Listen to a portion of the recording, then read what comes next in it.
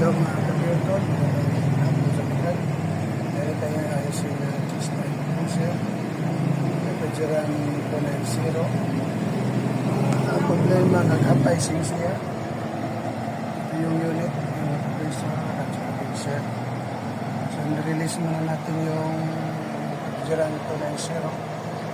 So, ang isang mga dahilan na mag-hapay-sing, leaking, loss compression, mahina ng bomba sa compressor at parado ang filter dryer o contamination ang system.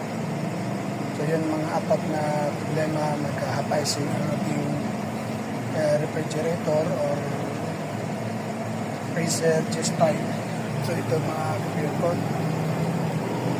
So ngayon nirelease ko na yung tapos ko lang sa pag-release ng Freon kasi flammable to, kailangan natin. So release natin, tanggalin natin at saka piprisuran natin muna.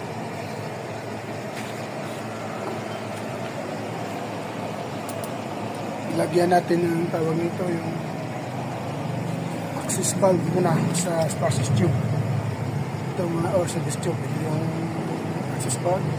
Yung filter dryer will be tight.